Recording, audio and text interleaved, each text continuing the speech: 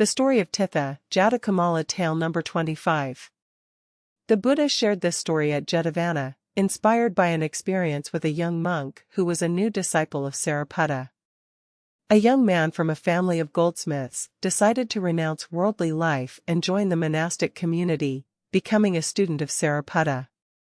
After his ordination, Sariputta taught him to meditate on the impurity of worldly things, a common practice for fostering detachment. However, this method did not resonate with the new monk, and he struggled to make progress in his practice. Perceiving the difficulty, Sariputta brought the monk to the Buddha for guidance. Upon seeing the monk, the Buddha intuited that, because of his background in jewelry making, he associated gold with purity, making contemplation on impurity ineffective for him. The Buddha advised Sariputta to allow the monk to stay with him for a day. The next morning, after their alms round and meal, the Buddha guided the monk to observe a lotus flower blooming in a small pond near his quarters. The monk focused on the flower, watching it from morning until late afternoon.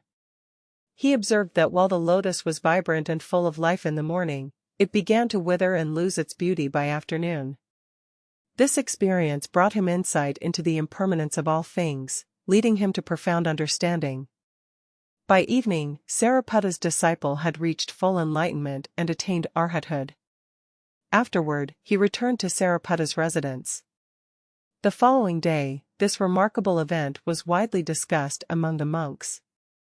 When the Buddha learned of their conversation, he remarked that he, too, had demonstrated an understanding of individuals' unique capacities in the past. He then shared the following story. Long ago, when King Brahmadatta ruled in Varanasi, the Bodhisattva was born as the kingdom's chief advisor, providing guidance on matters of great importance. The king possessed a prized horse and instructed his servants to care for it with utmost attention. One day, as usual, the servants took the horse to a riverbank near the palace for its bath. However, this time, the horse acted strangely, refusing to step into the river, despite the servants' efforts. Perplexed, a servant went to inform the king, who was deep in discussion with the Bodhisattva. Upon hearing of the situation, the king sought the Bodhisattva's counsel.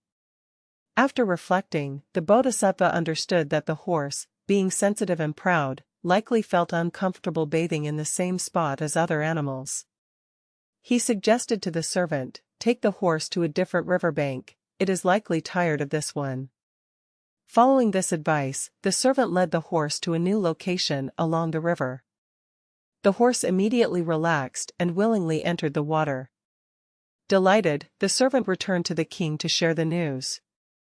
When the king inquired further, the Bodhisattva explained his reasoning. Pleased with his advisor's wisdom, the king rewarded him generously. The Bodhisattva continued to serve the kingdom with wisdom and compassion until his passing. After recounting this story, the Buddha revealed that Ananda had been the king in that past life, while he himself had been the wise advisor.